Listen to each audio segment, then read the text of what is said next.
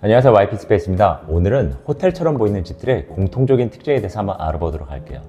뭔가 우리 집이랑 다르긴 한데 뭐가 다른지 잘 모르셨던 분들은 이번 영상을 보시면 확실히 알게 되실 거예요. 제가 말씀드린 특징들을 우리 집 공사에 하나씩 적용하다 보면 우리 집도 점점 호텔처럼 변해가는 걸 느끼실 거예요. 첫 번째는 벽면 도장입니다. 일반적인 벽체 마감은 대부분 도배인데 그런 경우 몰딩, 걸레가지, 문선이 반드시 따라가게 돼요. 예전과 달리 요즘은 9mm 문선, 30mm 평몰딩과 걸레바지를 사용해서 많이 간결해졌지만 그럼에도 여전히 그 존재가 남아있다 보니까 아쉬움이 많이 남죠.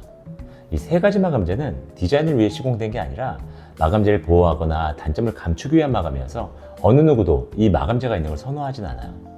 이런 세 가지 마감재를 한 번에 없앨 수 있는 게 바로 벽체 도장 마감이에요.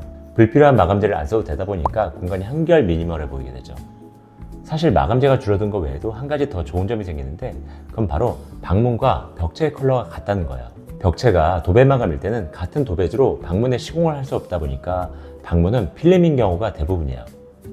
벽지와 필름이 모두 백색일지라도 서로 소재가 다르다 보니까 같은 백색을 사용해서도 결코 같은 백색이 될 수 없어요. 하지만 벽체를 도장하게 되면 벽과 문을 같은 도장 마감 방식으로 할 수 있어서 벽체 전체가 한 톤으로 보이게 되다 보니까 공간이 더 간결해지죠. 두 번째는 바닥재입니다. 화이트 인테리어가 유행하는 요즘에 집을 들어갔을 때 가장 먼저 보이는 건 바로 바닥이에요. 이 바닥재가 어떤 거냐에 따라 느낌이 확 달라지죠. 현재 국민 바닥재는 강마루인데 아무래도 이 강마루는 표면이 필름 마감이라서 크게 고급진 느낌이 나진 않아요.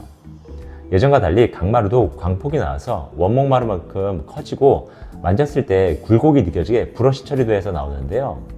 그렇다 보니까 강폭 강마루를 시공하면 원목마루와 유사하게 생각하시는 분이 계시는데 시공 이미지가 아니라 현장에서 맨발로 밟아보면 결코 따라갈 수 없는 간극이 있어요.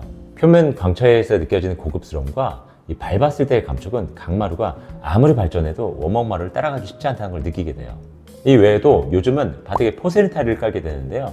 이 포세린 타일도 원목마루만큼이나 집을 고급스럽게 만들어주지만 비용이 워낙 높다 보니까 쉽게 접근하지 못해서 바닥에 타일인 집을 가보는 건 흔한 일은 아닌 것 같아요. 인스타그램을 보면서 쉽게 보시겠지만 실제로 내 지인의 집을 갔을 때 원목마루이거나 타일인 집을 가게 된 경우는 흔한 경우는 아니죠. 그런 집을 가게 되면 우리 집과 다른 새로움을 느끼게 되고 그 새로움을 멋있다고 느끼게 되는 것 같아요. 세 번째는 천장형 에어컨입니다.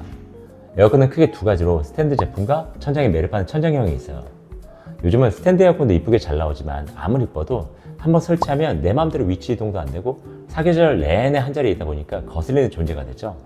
이 외에도 스탠드 에어컨은 아무리 짧아도 냉매와 드레인관이 노출되어서 깔끔한 인상을 주지 못해요. 그에 반면에 천장의 에어컨은 배관들이 모두 천장에 매립되어 노출되지 않다 보니까 깔끔한 인상을 주고 집을 들어와 거실을 봤을 때 시선에서 걸리지 않아서 온전히 소파나 테이블 등 이쁜 제품들의 시선을 가게 만들어주죠. 네 번째는 제작 가구입니다. 가구는 크게 기성 가구와 제작 가구가 있는데 대부분의 분들은 인테리어 공사할 때 이를 혼합해서 사용하게 돼요. 신혼집이 아닌 이상 기존에 이미 사셨던 가구들이 있기 때문인데 작은 공간에 이 두 가지가 섞이게 되면 방 배치가 쉽지가 않아요. 아무리 기성품과 제작 가구를 잘 배치하려고 해도 공간 활용도가 많이 떨어지고 무엇보다 통일성이 떨어져요.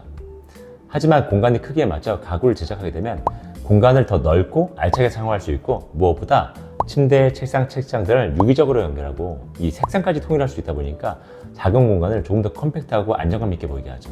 다섯 번째는 조도입니다. 아무리 공사를 잘해도 조명을 잘못 사용하면 감성이 절대 생기지 않아요.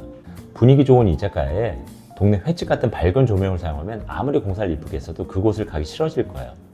호텔처럼 보이는 집들은 직접 등보다는 간접 조명이 많고 일반적인 주광색보다는 주백색이나 전구색을 더 많이 사용해서 집안을 더 포근하고 고급스럽게 표현해요. 여섯 번째는 욕실입니다.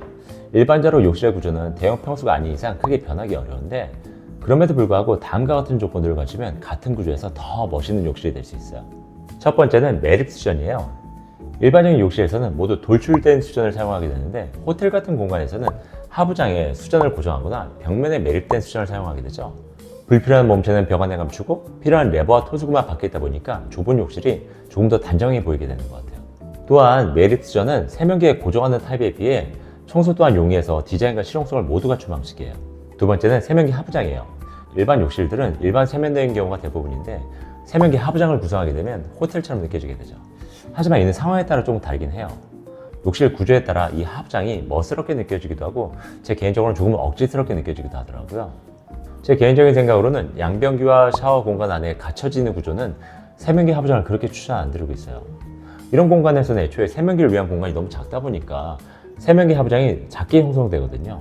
욕실 구조를 변경해서 하부장이 긴 형태로 낼 때 하부장이 더 멋스럽게 보인다고 생각해요. 이 외에도 타일 세면기, 조종 욕조, 조조 파티션 등도 욕실을 좀 더 멋스럽게 만들어주죠.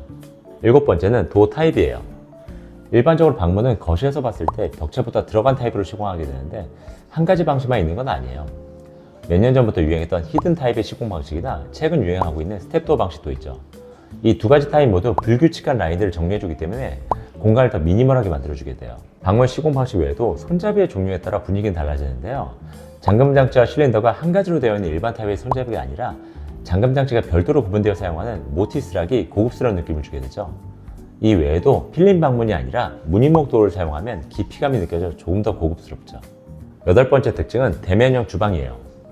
대형 평수에 주로 있던 대면형 구조의 주방이 소형 평수에 들어오면 공간의 분위기가 확 바뀌게 돼요. 대면형 주방이 실용적인 면에서는 가장 베스트라고 할 수는 없겠지만 성과 면을 정리해주는 면에서는 최고라고 생각을 해요. 많은 분들이 집의 중심이 거실이라고 생각하시지만 제 개인적인 생각으로는 주방이 집의 중심이라고 생각을 해요. 그렇다 보니까 멋스러운 주방은 그 집 전체를 멋지게 보이게 만들어주죠. 9번째 특징은 헤드월과 벽등이에요.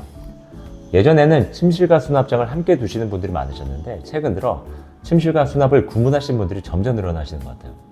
가끔은 작은 방과 안방을 바꿔서 생활하시는 분들도 계시죠. 저희가 호텔에서 만족하는 것 중 하나가 바로 침대 헤드월과 벽등이라고 생각해요. 침대에 누워서 벽등이나 헤드월 조명을 조정하다 보면 이쁘기도 하지만 편리하기까지 하죠.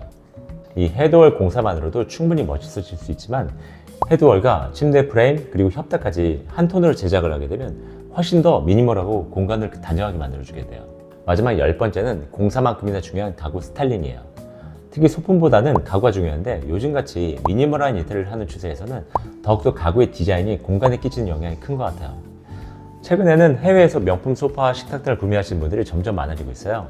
가구는 이제 더 이상 소모품이 아니라 소장 가구가 되어가고 있는 것 같아요.